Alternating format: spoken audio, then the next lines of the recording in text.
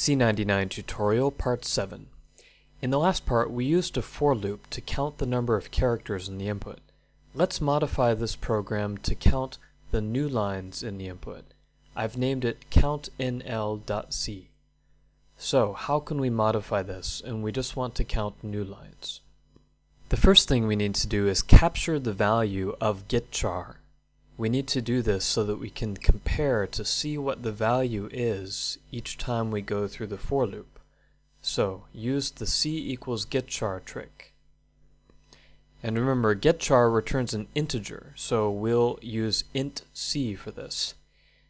Then inside the loop, we need to compare the value of c and see if it's the same as the new line character.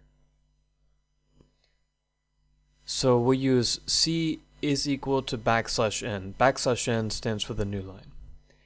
And if it is the new line, let's increment a different counter.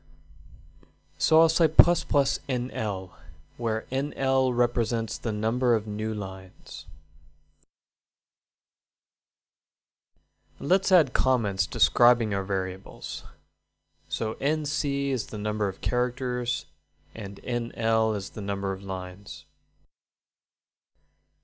And now at this time at the end of our program, let's print out the number of lines. That is, we print out nl.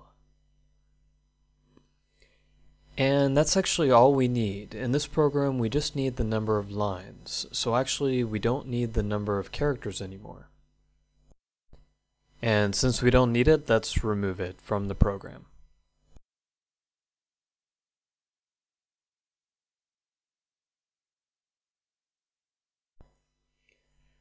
So something else to notice, since we don't need the number of characters, look at the for loop. The for loop, the first section is actually optional, so we can remove it. And the third section is also optional, so we can remove that as well. So if we look at this for loop now, we have only the conditional statement in the middle. It turns out this is the same as a while loop. So in this case, we should actually simply write while to make it clear what we're doing, even though it's legal to do it either way. So the revised loop says while c equals getChar not equal EOF. Let's review the logic one more time. First, we get a character and store it into C by using getChar, and we continue doing this as long as it is not the end of file. And if it is not, then we proceed with the while body. In the body, if the character is the new line, we'll increment the number of lines. And finally, print the answer. Okay, save and then run the program. Start your command prompt and then go into the desktop. Compile the program. And in mine, I get a warning. Let's see what this means. Line 12. Suggest parentheses around assignment used as expression. So this particular warning, if we look at the code, it turns out that the warning is happening because we misplaced one of our parentheses. If you look carefully, you'll notice the parentheses don't match exactly. There is an opening parenthesis, but then if you look at the very end, it's missing a closing parenthesis. Opening, opening, close, close. So let's fix this like this, so now that should be done. Let's run the program, count nl, 1, 2, 3, Control Z to end the input.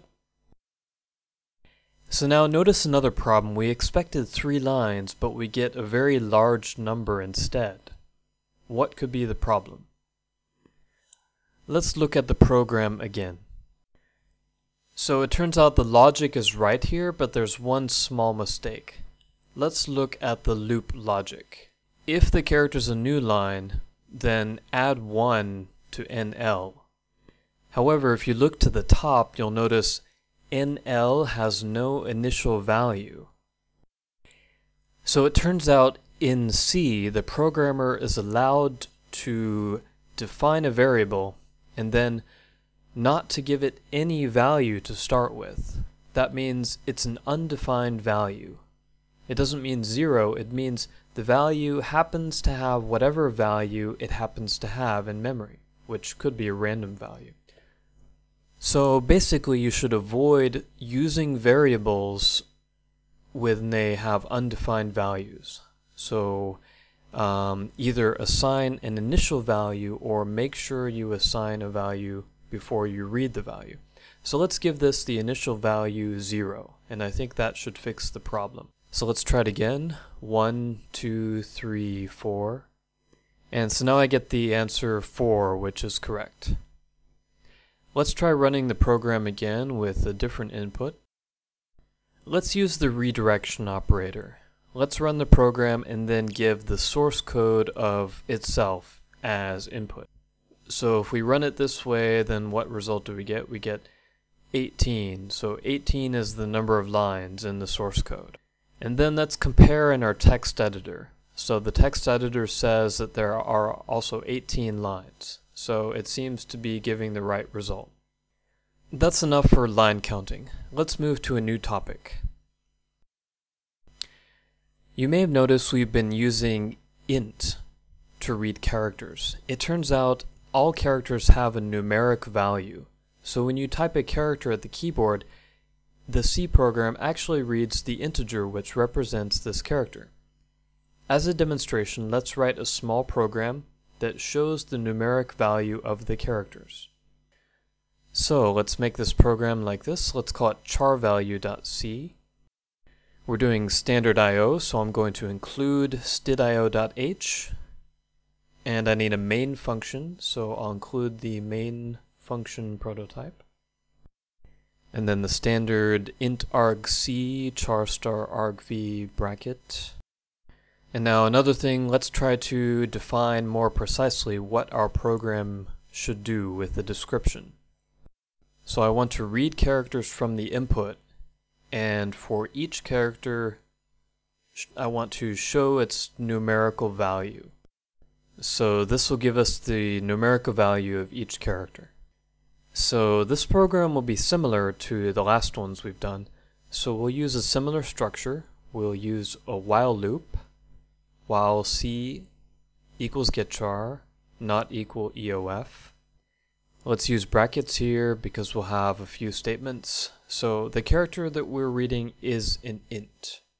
But we know it's a character as well, so we can use printf and use it in both ways, as both a character and as an integer. So let's make a printf like this. Use printf character %c has the value %d. So what does this mean? It means when printf sees the %c, it will use it as a character, and for %d, it will use it as an integer. And because we give printf two replacements, that is %c and %d, we need to give it two variables, but those can be the same. So let's say c, c for both variables. Remember, at the end of the program, we need to return an int value, so let's do that. Also, at the top of the program, let's add a convenient line we can use to compile the program.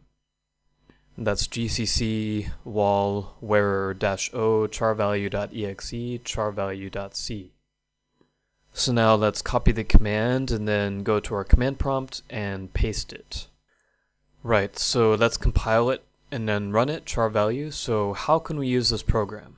We can type something and then the program will show us the numerical value of each character. So we can see each letter has a numerical value. We can compare it by using this program. And we can see also that as the letters increase in the alphabet, the numerical values also increase correspondingly. Let's try it again with the digits, 1, 2, 3. Notice a digit character like 1 doesn't have 1 as its value, it has 49. So basically the digit 1 as a character has a different value than the number 1. So we're making a distinction here between characters and integers. Another way you can think of it is if each character on your keyboard has an integer assigned to it, then you'll have to assign many integers, not just 10 integers for the digits. It's not necessary to know the integer values of all the characters, but knowing how it works helps you in some situations.